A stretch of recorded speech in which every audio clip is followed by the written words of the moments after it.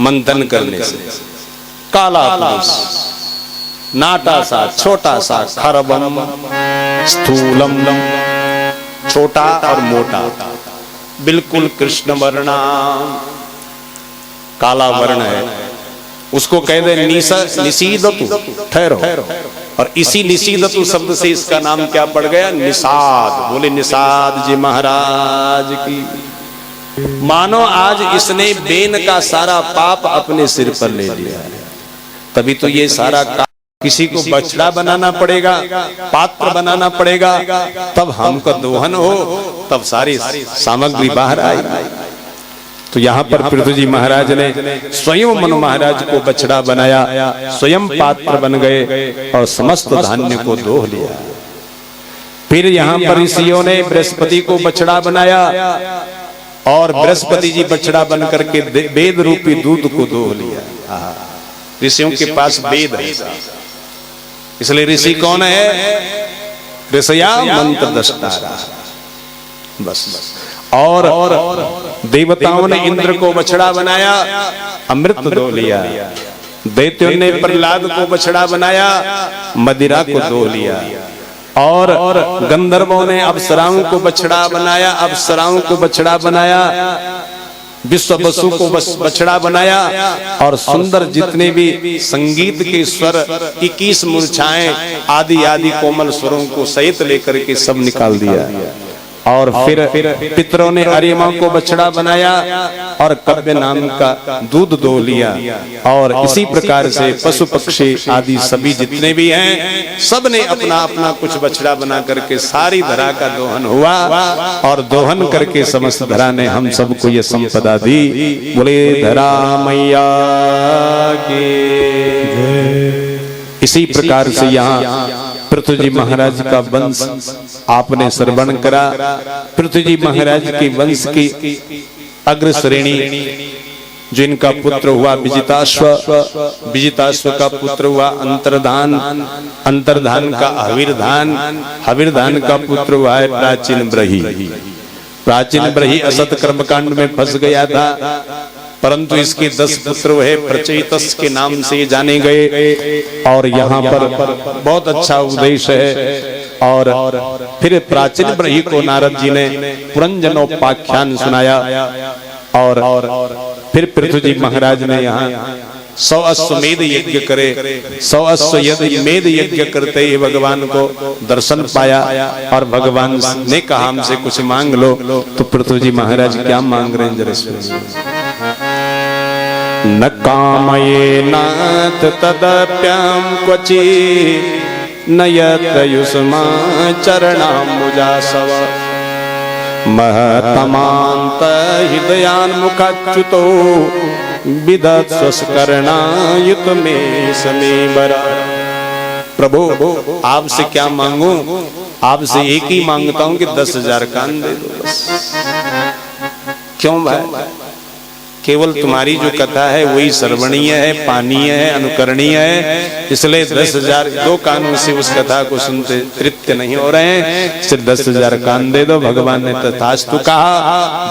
पृथ्वी जी महाराज को 10,000 कान दिए गए। 10,000 कानों से भगवान का कीर्ति सुना और कीर्तिमंत होकर के फिर अंत में अपने धाम को निकल गए। बोले पृथ्वी जी महाराज की। यहाँ पर पुरंजनोपाख्यान भी का भी उपाख्यान है, परंतु समय को रखते हुए, मध्य नजर रखते हुए इस उपाख्यान को प्रणाम कर रहे हैं। पाठ के साथ ही सारे उपाख्यान हो जाते हैं, परंतु पृथ्वी जी महाराज का थोड़ा सा फलश्रुति सुन लो एक श्लोक के साथ। क्या फलश्रुति है? अनुदिन मिदमादरेण शृण्वन् पृथुचरितं प्रथयन विमुक्त संगा भगवती भव सिंधु पोतपादे सच निपुणां लभते रतिं मनुष्या। क्या दिव्य भाव। अनुदिनम् इदम् आदरेण शृण्वन्। प्रतिदिन यदि इसको आदर से कोई सुनता है, किसको? पृथुचरितं प्रथयन विमुक्त संगा। आसक्ति से मुक्त हो जाता है। भगवती भव सिंधु पोत पादे सच निपुणाम लभते रतिम मनुष्या। जो भगवान के पाद पद्म इस सागर संसार सागर को पार करने में एक सेतु है, पुल है, जहाज है, कुछ भी नाम दे दो, तो ऐसे भक्ति निपुण होने के बाद वह सुंदर प्राप्त उसको हो जाता है। जो मंगल चरण है ये सरलता से सबको प्राप्त नहीं होता है। तो आज ऐसा सुंदर प्रभाव के साथ यहाँ पर रुद्र गीत का भी वर्णन है, पुरंजनोपाख्यान है। पुरंजनोपाख्यान भी बड़ा पुरमनि शरीर के अंदर जो रंजन कर रहा, संक्रमण कर रहा है, वो जीवात्मा की कथा है। 9 द्वार वाले शरीर में रहता है।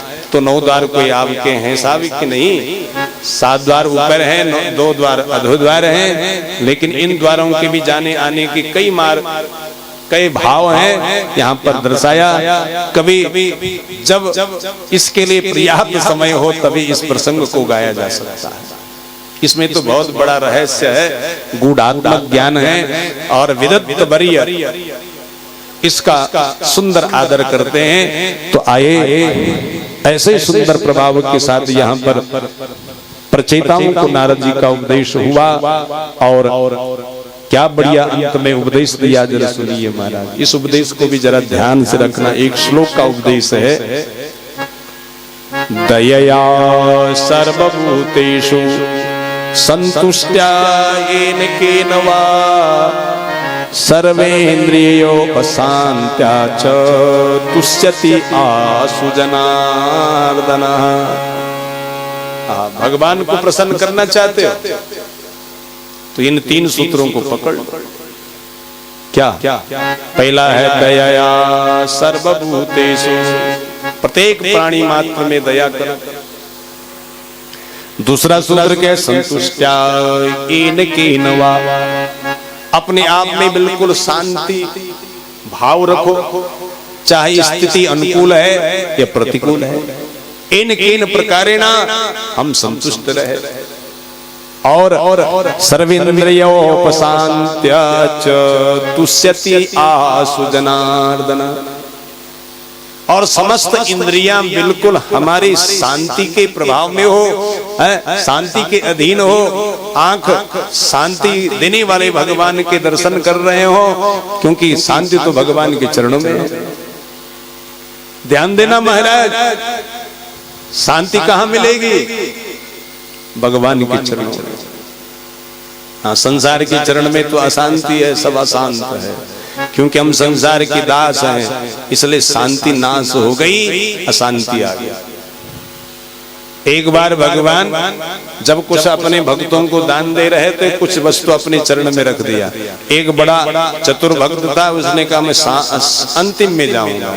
सबने, किसी ने पुत्र मांगा, किसी ने पौत्र मांगा, सबने मांगा, परंतु ये अंत वाला जब गया, उसने कहा प्रभु आपने जो चरणों में रखा है उसको मुझे दे दो।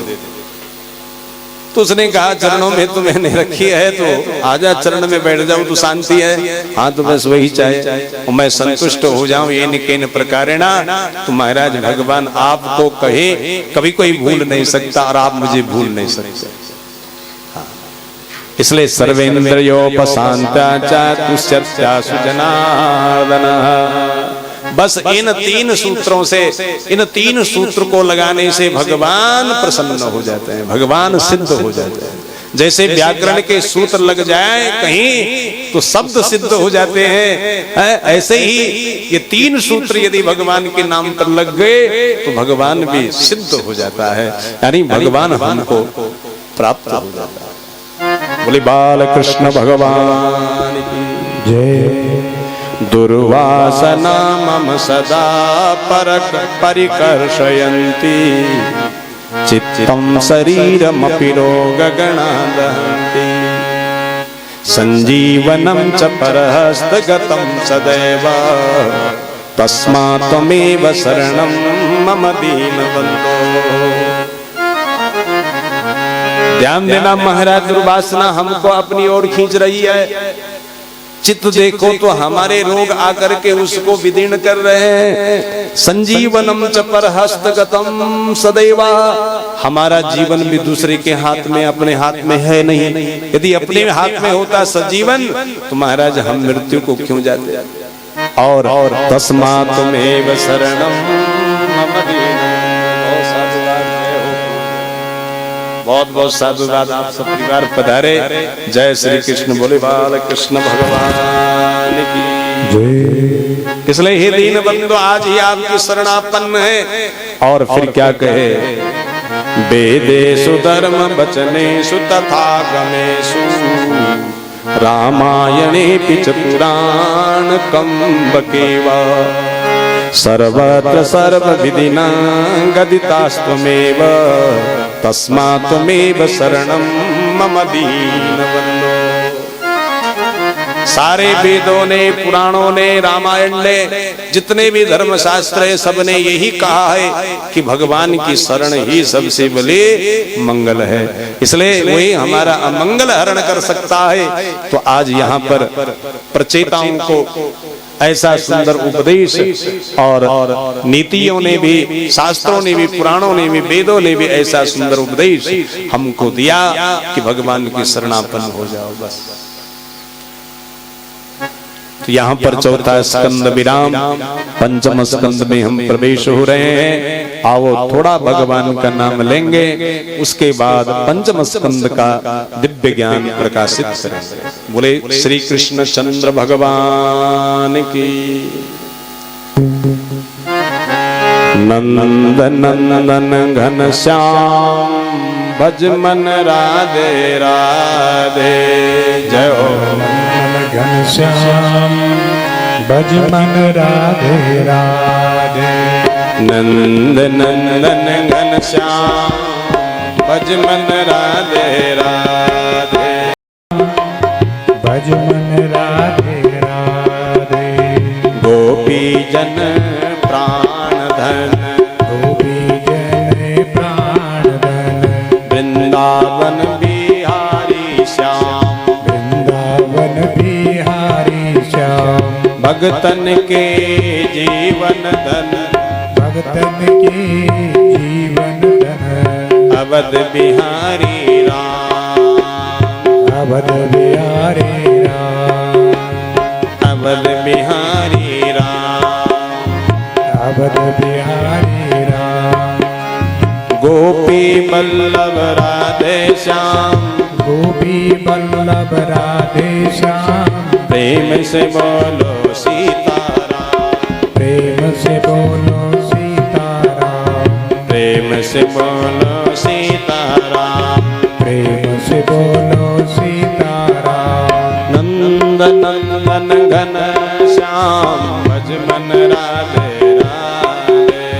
जय हो नंदन घन श्याम भज मन राधे राधे।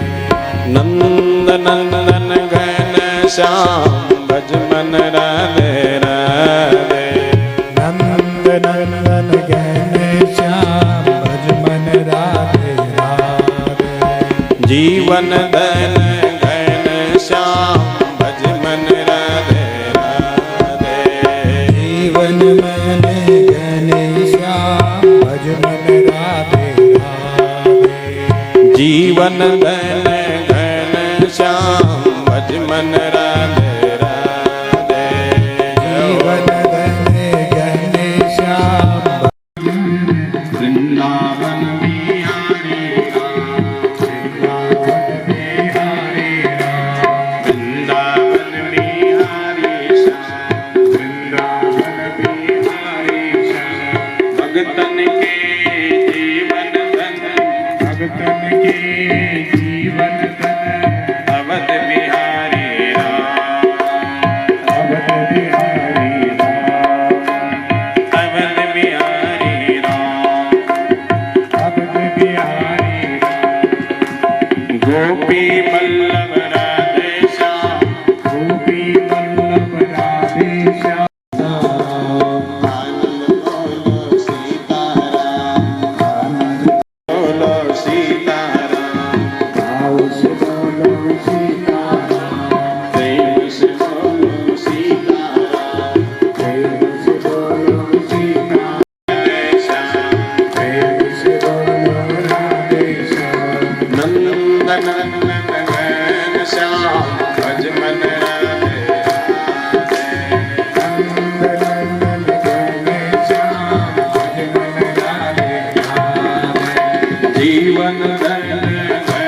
श्याम ब्रज मन राधे राधे। जीवन बने जय जय सीताराम प्रेम से बोलो सीताराम प्रेम से बोलो सीताराम प्रेम से बोलो राधे श्याम प्रेम से बोलो सीताराम प्रेम से बोलो सीताराम। बोले राम की जय। सारे द्वीपों के अधिपति बन गए और जो 3 वैराग्य हो गए उनको भी साई धाम प्राप्त हुआ। और जो अग्निकर नाम का पुत्र है वहीं उन्हीं के द्वारा नाभि का जन्म हुआ। नाभि से ऋषभदेव का जन्म हुआ। ऋषभदेव जी महाराज के 100 पुत्र हुए। ऋषभदेव जी महाराज के कितने पुत्र हुए? 100। 81 तो कर्मकांडी बने इनके उपदेश से। उपदेश इन्होंने क्या दिया सुनिए। गुरुर न सास्या स्वजनो न सास्या पिता न सास्या जननी न सास्या दैवं न तत्स्या न पति च सास्या न मोचयेद्या समुपेत मृत्यु। वह गुरु नहीं है जो शिष्य को सतपथ और मृत्यु सुधारने की बात नहीं कहता। वो माँ नहीं, पिता नहीं, सज्जन नहीं, देवता नहीं, जो हमको सतपथी नहीं बना। इदं शरीरं मम दुर्विभाव्यं सत्यं हि मे हृदयं यत्र धर्मा पृष्ठे कृतो मे यद धर्म आरात् अतो हि मां वृषभं प्राहु आर्यः। जानते हो मेरे बेटा, ये जो शरीर है बड़ा कठिन से मिला है और इस शरीर में मैंने हृदय में विशुद्ध धर्म को धारण कर दिया है। पीठ पीछे मैंने अधर्म को रख दिया, आगे धर्म को रख दिया। इसलिए लोग मेरा नाम क्या बोलते हैं? ऋषभ। बोले ऋषभदेव महाराज की जय। ऋषभ कौन है? जो धर्म को आगे रखे और अधर्म को पीछे रखे, वो ऋषभ। इसलिए बेटा तुम 100 बेटे हैं मेरे, इसलिए समझ लेना आप भी ऐसे ही रखना। मेरे अनुशासन के अनुसार राजपाट करना। सबको उपदेश दिया। उपदेश तो बहुत बड़ा गहन है यहाँ। तो यहाँ फिर ऋषभदेव तो अपने अवधूत वेश में आ गए और उनका क्या लिखा महाराज?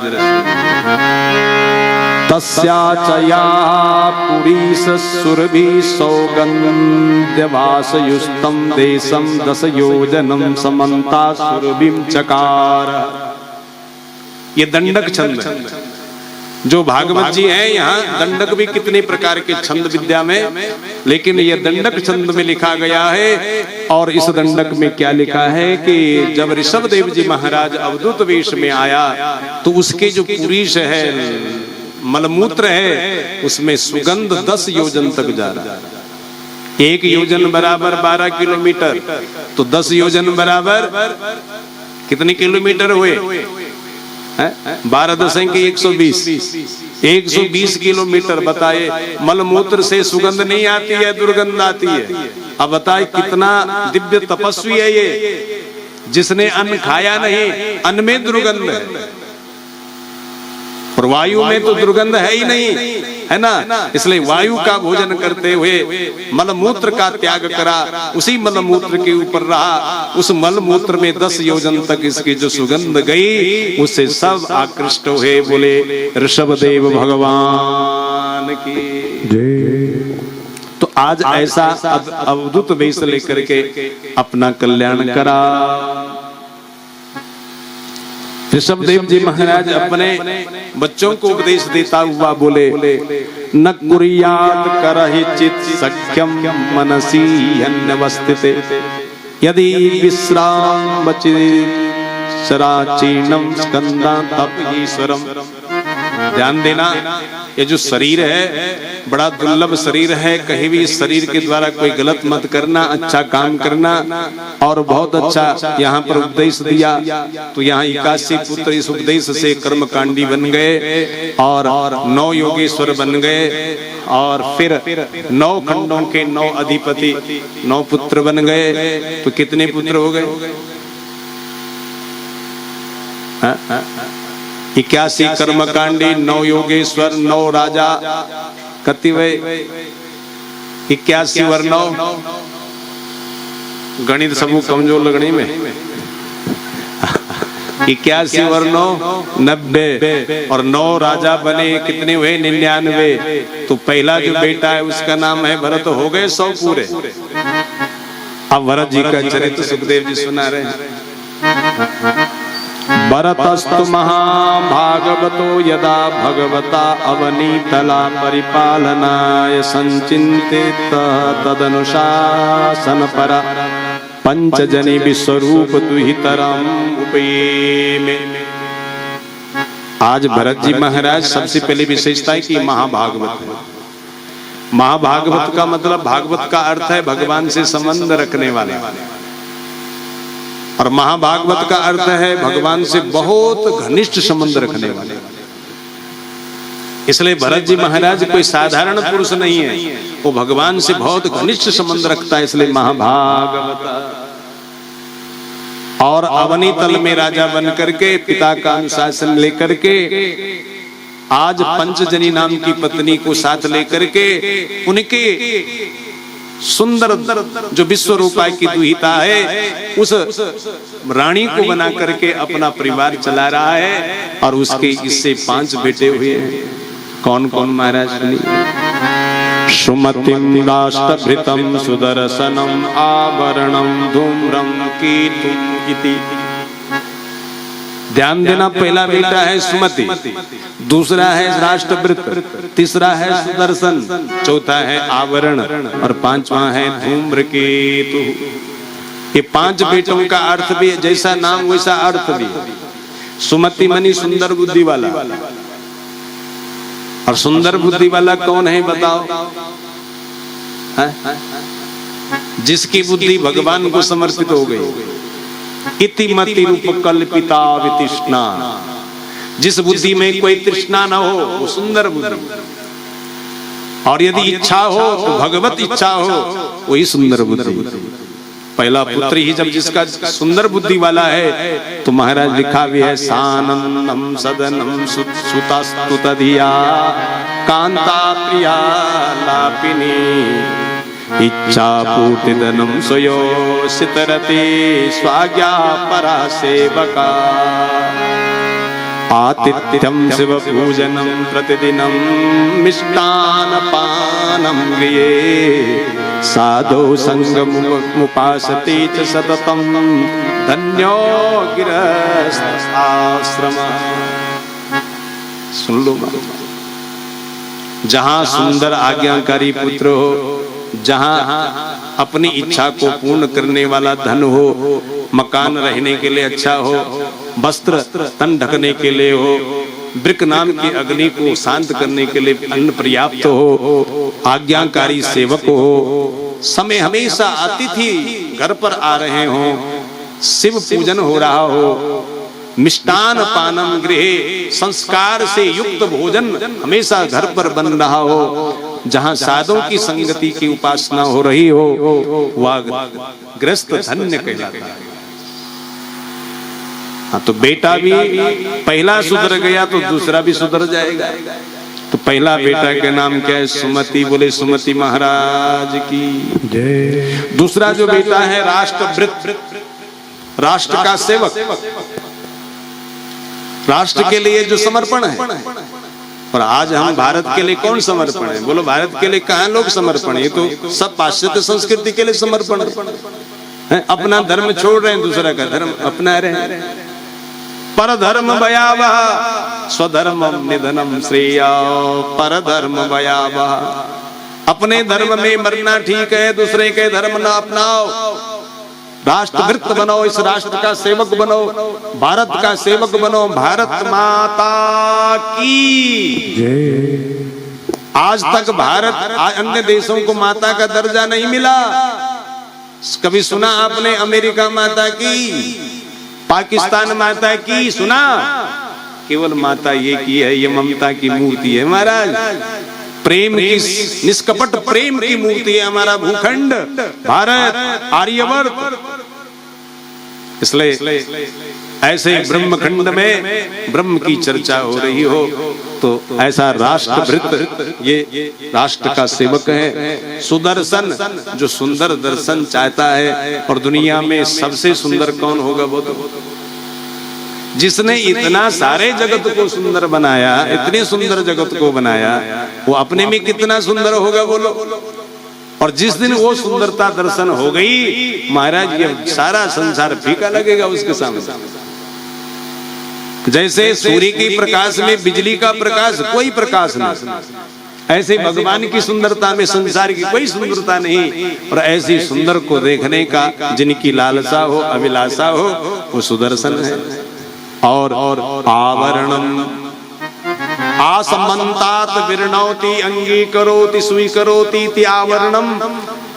हाँ, चारों ओर से भगवत सत्ता को, भगवान की सत्ता को जो स्वीकार कर रहा है, ये प्रेम सत्ता, आवरण सत्ता है। तो ऐसे आवरण सत्ता वाला जो सबके साथ प्रेम से जुड़ा हुआ है और प्रेम से भगवान को देख रहा है सबके अंदर, यही आवरण सत्ता है। और ऐसे पुत्र भी, चौथा और पांचवा पुत्र है धूम्रकेतु। धुआं है ध्वजा जिसकी, केतु मनी ध्वजा।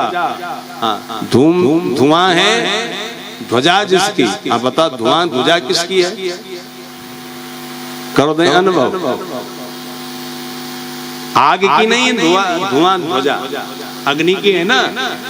इसलिए ये पांचवा बेटा बड़ा खतरनाक है। हाँ, ये जो है शत्रु बन के लिए धूम्रकेतु बन करके, अग्नि बन करके आया। और हमारे शत्रु कौन है?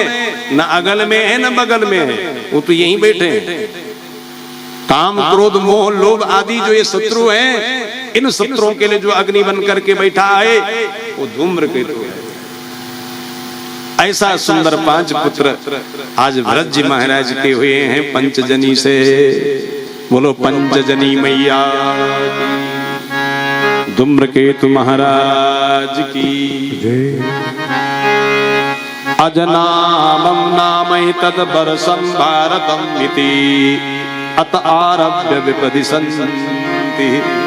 पहले इस देश का नाम अजनाम था, भरत के नाम से इनका नाम भारत पड़ गया। 3 भरत के नाम से इस देश का नाम भारत पड़ा। एक ऋषभदेव के भरत हुए। हमारे देश में कितने भरत हुए? कौन कौन? एक ऋषभदेव जी के भरत हुए, एक कैकेयी के भरत हुए, और एक दुष्यंत शकुंतला के भरत हुए। इन 3 भरतों ने इस देश को भरण पोषण दिया, इसलिए इस देश का नाम भारत पड़ा है। ऐसा नामी बनो महाराज कि तुम्हारे नाम से कोई स्थान ही बन जाए। हमारे मुख्य जो यजमान कर्त्री हैं माता श्री विष्णुवर्ती कमला देवी की, इस स्थान का एक नाम और भी है। क्या? स्मित नगर तो है ही, पर राजीव इनकलब कुछ बोल रहे थे। कोई राजीव यहाँ पर अपना शरीर छोड़ा था किसी घटना, संजय से, हाँ, संजय इनकलब के नाम से भी ये विख्यात है। अरे धन्य है उस बेटे के लिए भी जिसका नाम आज ऐसा प्रख्यात हुआ, और उसके इस धरा में शरीर से छूटा है। भागवत से हम प्रार्थना करते हैं कि उनकी भी सदगति हो जाए। भागवत तो सबकी गति उत्तम करते हैं महाराज, और उनके नाम से भी ये भूखंड क्या है, संजय इनकलब से जाना गया है। तो उसका नाम भी कीर्तिमंत है। वो माता, वो पिता, उस बेटे के सायुज्य धाम के लिए भी आज धन्य हो गई कि इस स्थान पर भागवत हो गई। बोले बाल कृष्ण भगवान।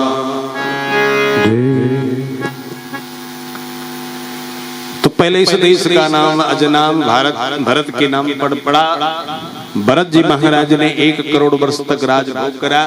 लिखा है एवं वर्षायुत सहस्र पर्यंतावसित कर्मा निर्वाणावसरो दिभुजमानं स्वतनेभ्यो रिक्तं पैतृपैतामहं यथादायं विभज्य स्वयं सकल संपन्निकेता स्वनिकेता पुलाश्रमं प्रव्राज। आज यहाँ भरत जी 1 करोड़ वर्ष के बाद सोच रहे हैं कि वृद्ध अवस्था बड़ी खतरनाक अवस्था है। वहां वृद्ध अवस्था आएगी जहां अपने भी पराये होंगे। वहां ध्यान देना की करी करतान बिच बुढ़ापेदा। विद्युन्माला छंद में ये श्लोक गए हैं क्या? अंग मंगलितम पलितम मुन्नम मो मो मो मो मो मो मो गो विद्युन्माला मामा गो। ऐसे भी छंद का लक्षण है। मो मो गो विद्युन्माला भी है। तो आए ऐसे सुंदर भाव से अंग मंगलितम पलितम मुन्नम दशन विहीनम जातम तुंडम। अंगम गलितम पलितम मुंडम दशन विहीनम जातम तुंडम। वृद्धो याति गृहीत्वा दण्डम। वृद्धो याति गृहीत्वा दण्डम। तदपि न मुञ्चतासा पिण्डम्। तदपि न मुञ्चतासा पिण्डम्। की करी करतार बिच बुढ़ापेदा। की करे करतार बिच बुढ़ापेदा। की करे करतार बिच बुढ़ापेदा। की करे करतार बिच बुढ़ापेदा। की करे करतार बिच बुढ़ापेदा। की करे करतार बिच बुढ़ापेदा। कोई न लेता सार बिच बुढ़ापेदा। कोई न लेता सार बिच बुढ़ापेदा। सुख गई चमड़ी रह गई हड्डियां। सुख गई चमड़ी रह गई हड्डियां। नींद न आवारा तांबड़िया।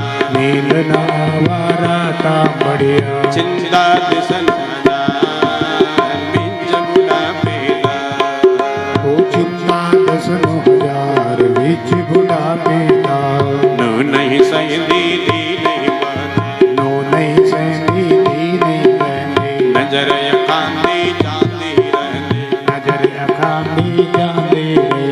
घटदा जांदा प्यार बिच बुढ़ापेदा। घटदा जांदा प्यार बिच बुढ़ापेदा। कोई न लेंदा सार बिच बुढ़ापेदा। कोई न लेंदा सार बिच बुढ़ापेदा। मौज मारन महल बनाया। मौज मारन महल बनायो। पोता पोती बीच बिठाया। पोता पोती बिच बिठायो। बूढ़े दमन बहार।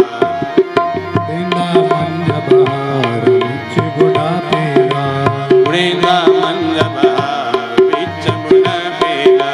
उड़ेंदा मंद बहार बिच बुढ़ापेदा। मन मर्जी ना मिले न खाना। मन मर्जी दा मिले न खाना। जो मिल जावे वही वो खाना। जो मिल जावे वही वो खाना। जिड़का पड़ता हजार बिच बुढ़ापेदा। झिड़का पड़ता 1000 बिच बुढ़ापेदा। अंगम कलितम फलितम मुंडम। जय हो फलितम मुंडम। दशन विहीनम जातम तुंडम। दशन विहीनम जातम तुंडम। वृद्धो याति गृहीत्वा दण्डम्। वृद्धो जाति गृहीत्वा दण्डम्। तदपि न मुञ्चत्यासा पिण्डम्। तदपि न मुञ्चत्यासा पिण्डम्। भज गोविन्दं भज गोविन्दं गोविन्दं भज मूढमते। क्या बढ़िया बात। विद्युन्माला छंद में पंजाबी में भी कैसा बढ़िया भजन। और इस भजन का अर्थ आप सब समझ गए हो कि वृद्ध बुढ़ापा में क्या करतार कर रहे हो, क्या सोच रहे हो, क्या चिंतन कर रहे हो, क्या चिंता कर रहे हो। कोई साथ देने वाले नहीं है। खबर लेने वाले नहीं है। महल बनाने के लिए, मौज मनाने के लिए महल बनाया, पोता पोती सब उसको ग्रहण कर गए। और बुढ़ेंदा मंज बाहर जा, भाई तुम बाहर तिरपाई लगा लो, तुम्हारी खरखराहट हमारी नींद को हराम कर रही। इसलिए मन मर्जी दाम मिले न खाना, जो मिल जावे वही वो खाना।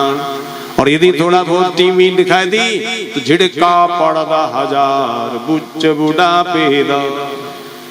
बस वृद्ध अवस्था तो झिड़कों का यार है, इसलिए ध्यान देना, वृद्धों का सम्मान करो। आप भी हम भी वहीं जा रहे हैं, वो नहीं आएंगे हमारे पास, वृद्धों के पास हम जा रहे हैं। इसलिए जब वृद्धों का सम्मान आप करेंगे तो यद यद आचरति श्रेष्ठा तत् देवी तरोजना, सायत प्रमाणम कुरुते लोकस्तदनुवर्तते।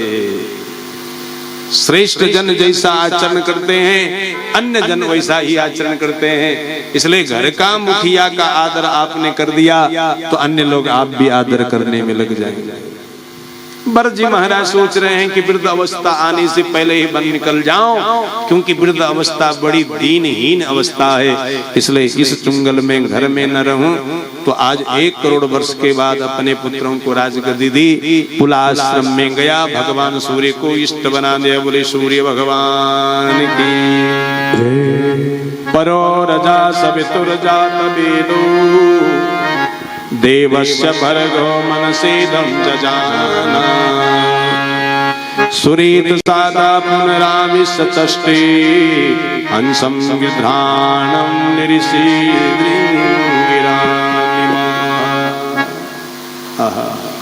ऐसे सूर्य नारायण की विशेषता है। वेद वहां से निकले, सावित्री वहां से निकले, सूर्य से क्या नहीं निकला, सब कुछ निकला। इसलिए सूर्य को अपना इष्ट बना दिया। और एक बात ध्यान देना महाराज, जब उठते हो सुबह सुबह तो सूर्य को जरूर प्रणाम करो, सूर्यांचल को जरूर प्रणाम करो, पूर्वांचल को प्रणाम करो। कितने लोग प्रणाम करते हैं? भगवान बहुत सुंदर। सबसे पहले जब उठते हो तो पूरब की ओर मुख करके उठो, और प्रस्थान करते हो तो उत्तर की ओर पहले प्रस्थान करो। हाँ, ये नियम है। कहीं भी जाना है तो 1-2 कदम थोड़ा सा उत्तर की ओर चले जाओ उठते समय भी, और पूरब की ओर मुख करके उठना चाहिए। तब कब हाथ देखना चाहिए, कराग्रे बसते लक्ष्मी, कर मध्य सरस्वती, कर मूले तु गोविंद, प्रभाते कर दर्शनम। बस अपना हाथ जगन्नाथ हो गया, कल्याण हो गया। तब अपना काम करो।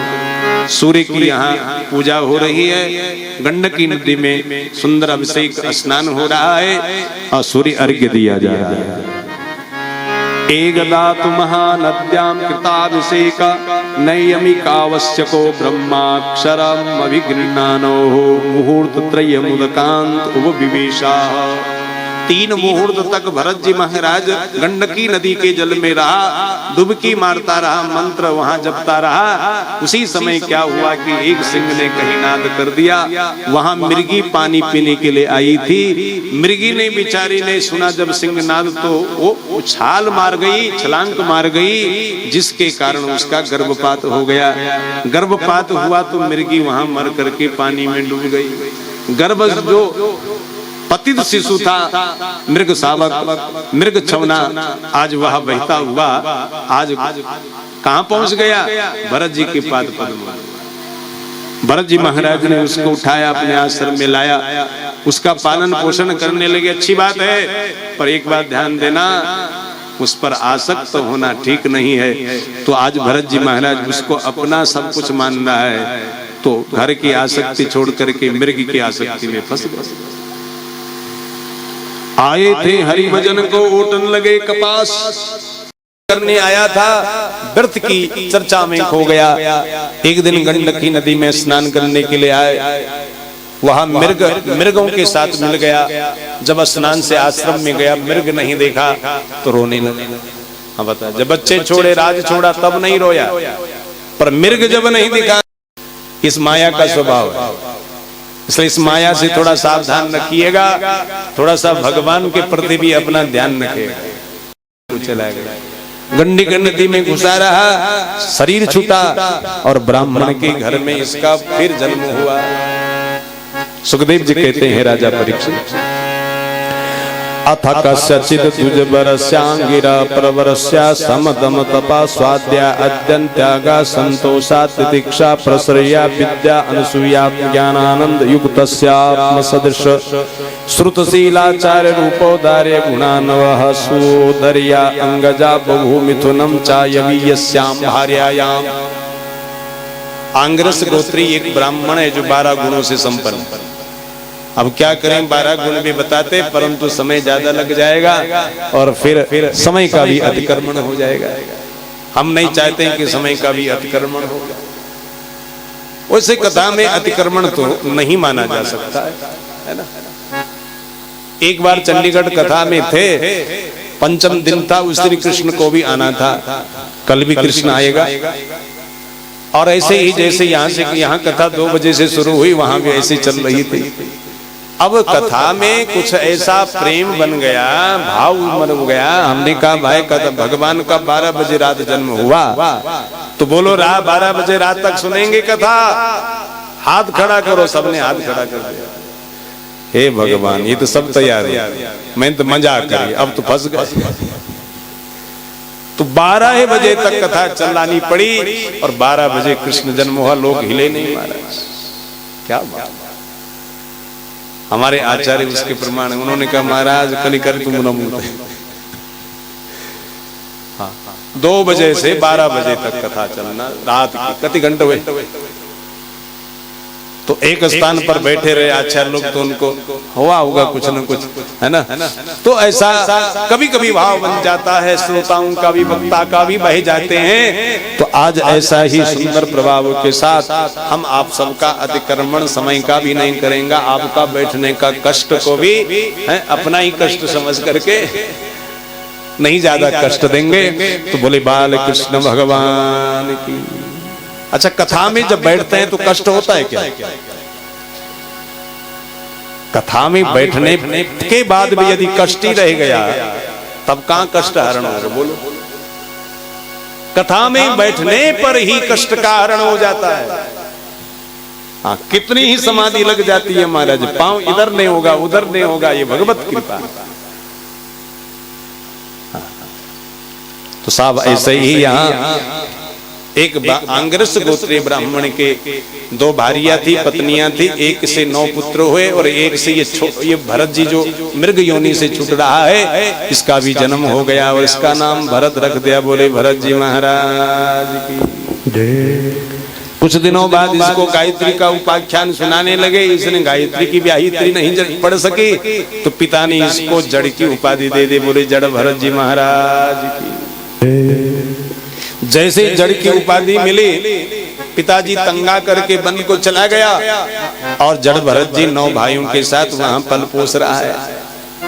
9 भाइयों ने कहा ये फोकट में अन्न काट रहा है, कुछ करता तो है नहीं, क्योंकि इसने जड़ वृत्ति ले ली। क्योंकि संसार में ज्यादा चतुर बनेंगे तो ठीक नहीं। हाँ, ज्यादा तीतर मत बनना। वाह, आपने तीतर को देखा सुबह कहाँ जाता है।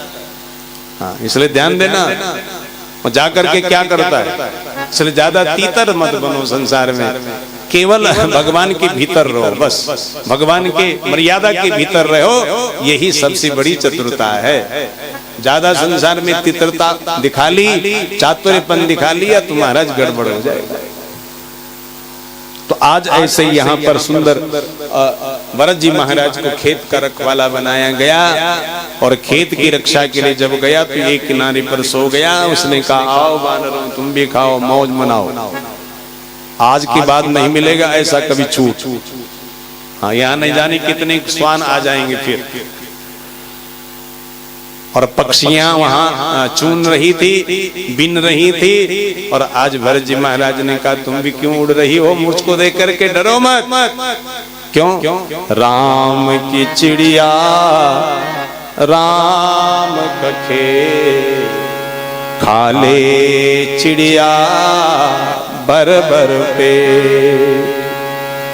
तुम भी राम की चिड़िया हो, खेत भी राम का है, हमारी तो है नहीं ये सब। समुद्र बसने देवी पर्वत स्तन मंडले, विष्णु पत्नी नमस्तुभ्यं पादस्पर्शं क्षमस्व मे।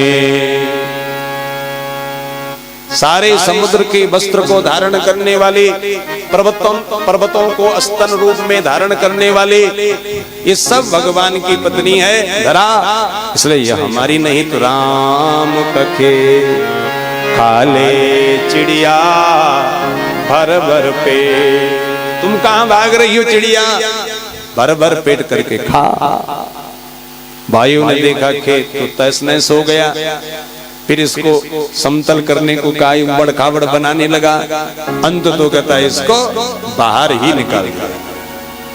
भरत जी महाराज, जड़ भरत जी महाराज पीपल वृक्ष के नीचे बैठ करके अजपा नाम की गायत्री जप रहा है। और अजपा नाम गायत्री योगी नाम मोक्षदायिनी। अजपा नाम की जो गायत्री है योगियों को मोक्ष देती है। और ये अजपा कौन है? जिसमें ओठ नहीं हिल रहा है, जिभा नहीं हिल रही है।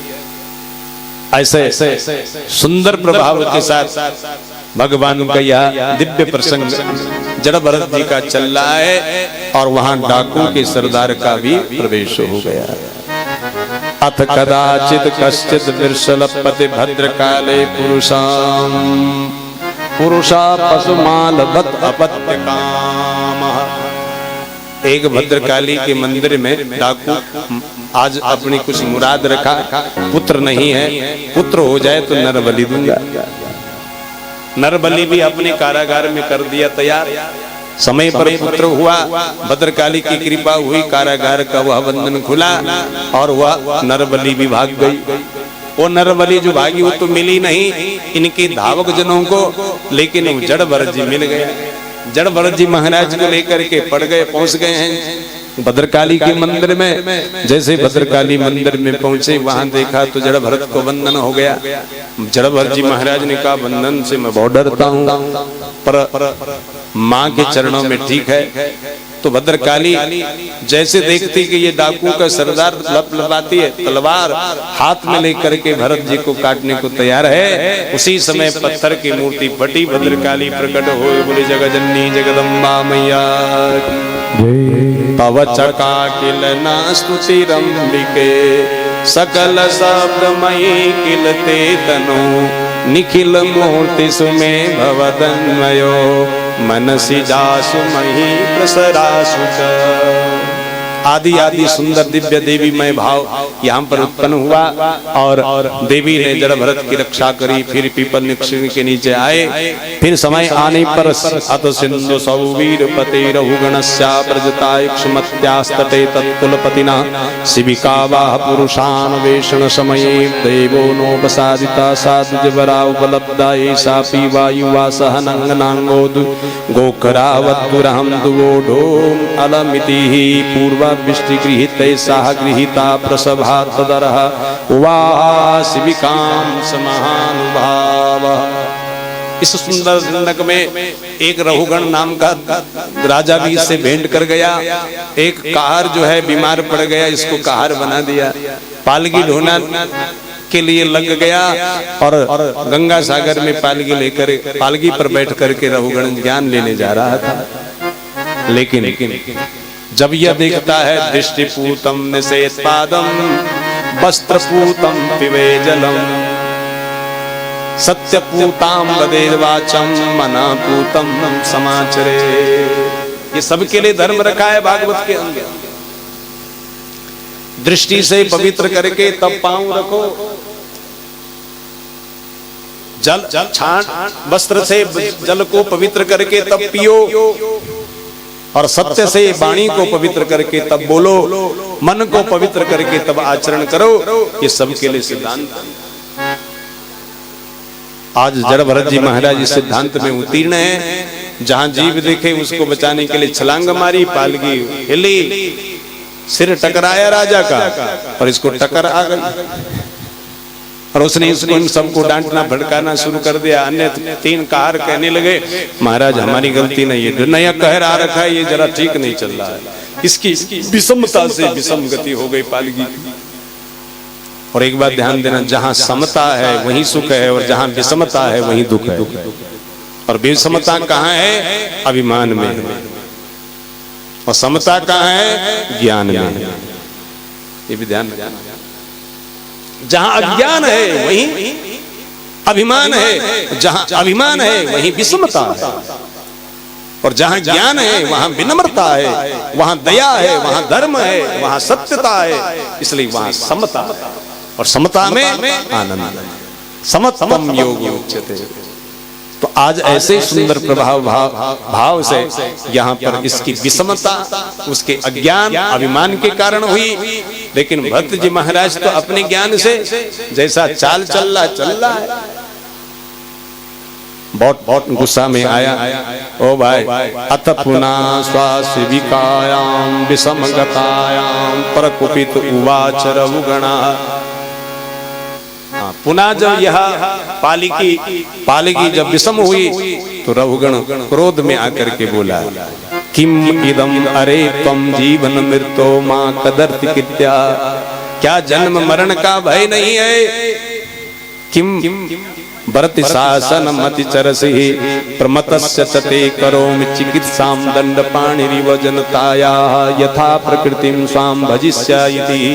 जैसा यमराज अपने उदंडियों को दंड देता है, ऐसा मैं राजा भी उदंडियों को दंड देता हूं, तेरी चिकित्सा करता हूं मैं आज।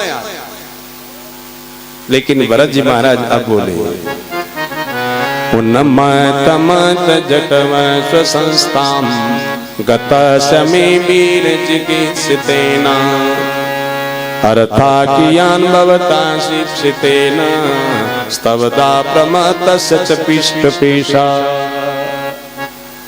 प्रभु एक ओर हमको उन्मत्त कह रहे हो, दूसरी ओर चिकित्सा की बात कर रहे हो। आपका उपदेश ऐसा जा रहा है जब मैं मूर्ख हूं, जैसे पीसे हुए को पीसना व्यर्थ जा रहा है। इसलिए आपका उपदेश यहां नहीं चलेगा। और तुम कह रहे हो जीवन मरण का भय नहीं, तो सुनो, नैनम छिन्दन्ति शस्त्राणि नैनम दहति पावका न च एनम क्लेदयन्ति आपो न शोषयति मारुतः। अस्त्र शस्त्र जिसको काट नहीं सकते, सारे दुनिया के जितने भी अस्त्र शस्त्र हैं नहीं काट सकेंगे। अग्नि जला नहीं सकेगी, वायु उड़ा नहीं सकेगा, अनन्य जितने भी जल आदि हैं गीला इसको कर नहीं सकते। तुम कौन है इसको मारने वाले? जब ऐसा सुना तो पालगी से उतरा अभिमान, इसका खत्म हो गया, क्योंकि ज्ञान की झलक आ गई। ज्ञान के प्रकाश से अज्ञानांधकार मिट जाता है, उसी अज्ञानांधकार में पनप रहा अभिमान भी समाप्त हो जाता है। ऐसे ही यहाँ पर यह अभिमान निराभिमान होकर के उतरा, और क्या कहने लगे महाराज हाथ जोड़ करके, कस्तम निगूढ़ा चरसी दुजानाम विवरस सूत्रम कतमो बदूत कस्यासि कुत्र तेया विकस्मा क्षेमायनश्चेदसि नोत शुक्ला। तुम कौन हो? दिव्य यज्ञोपवीत धारण करा है, अवधूत वेश है, और कहीं दत्तात्रेय भगवान तो नहीं, कहीं कपिल भगवान ही तो नहीं है।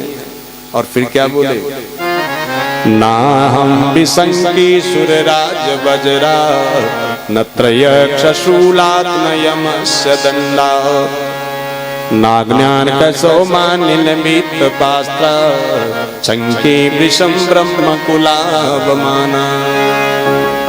प्रभु मैं न तो भगवान शंकर के त्रिशूल को देकर के डरता हूँ, रघुगण कह रहा है, इंद्र के वज्र से भी नहीं डरता हूँ, अरुण वरुण आदि जितने भी ये सब चंद्रमा आदि देवता उनके शस्त्र अस्त्र से भी नहीं डरता हूँ। पर एक डर जरूर है, बल क्या, छंके वृषम ब्रह्म कुलावमाना। किसी ब्रह्म ज्ञानी ब्राह्मण के अपमान से बहुत डरता। कहीं आप ब्रह्म ज्ञानी ब्राह्मण का अपमान मेरे द्वारा तो नहीं बन गया है। तो भरत जी महाराज कहे कहां जा रहे थे? तब बोले, अहम च योगेश्वर महात्म तत्वम विदां मुनीनां परमं गुरुं वै प्रष्टुं प्रवृत्ता किमहारणं तत् साक्षात् हरि ज्ञान कलावतीर्णम्। साक्षात जो हरि ज्ञान के अवतार कपिल देव के रूप में आए थे, उनके पाद पद्मों में ज्ञान लेने की इच्छा से गंगा सागर जा रहा था, अपनी ज्ञान की प्यास को मिटाने की इच्छा से जा रहा था, पर आज पता लगा है ज्ञान का सागर यही उदय हो गया। और फिर क्या बोले, आप कहते हैं कि आत्मा को कष्ट नहीं पहुंचता, तो उसके लिए एक यहाँ रहुगुण ज्ञान दे रहा है। स्थाल्याग्नितापा पयसो विताप तत्ताप तस्तंडुल गर्भरंद्री देहेन्द्रिया स्वासय सन्निकर्षा तत्संसति पूरस्यानुरोधा। प्रभु, जैसे एक चूल्हा जल रहा है, अग्नि उसके अंदर है, ऊपर बटलोई रख दी, फिर पानी रख दिया, पानी के अंदर चावल डाल दिया। अब देखो यहाँ पर जो है अग्नि भी जल रही है, फिर अग्नि के ताप से बटलोई तापमान हो गई, उसको ताप आ गया, उसके ताप से जल में ताप आ गया, और जल के ताप से वह चावल भी पक गया। ऐसे ही जीवात्मा में भी कोई न कोई ताप का प्रभाव चलता होगा। लेकिन यहाँ पर ध्यान देना, रहुगण ने जब ये बात कही कि मैं बहुत बड़ी ज्ञानी बात कह रहा हूँ, तो उस समय ब्राह्मण रहुगण क्या बोले जरा सुनिए। अकोविदा कोविद वादवादाम बदस्यतो नाति विदाम वरिष्ठा न सूर्यो ही व्यवहारमेनं तत्त्वावमरसेन सहा मनन्ते। ओ भाई, विद्वानों जैसी बात करता है, परंतु विद्वान इसका सम्मान नहीं करते। विद्वान की सभा में यह बात बिल्कुल मान्य नहीं है। क्यों? क्योंकि तुमने जो ये दृष्टांत दिया, ये आत्मा के साथ फिट नहीं है। कैसे? आत्मा तो अदृष्ट है, सूक्ष्म है, अति सूक्ष्म है, और जो इसका तुमने दृष्टांत दिया, अग्नि भी दिख रही है, बटलोई दिख रही है, जल दिख रहा है, चावल दिख रहा है, ये तो तुमने स्थूल का सूक्ष्म के साथ कैसे मिश्रण कर दिया। इसलिए लगता है तेरा ये ज्ञान विद्वानों के समाज के योग्य नहीं है। बदता तो बहुत विद्वान है।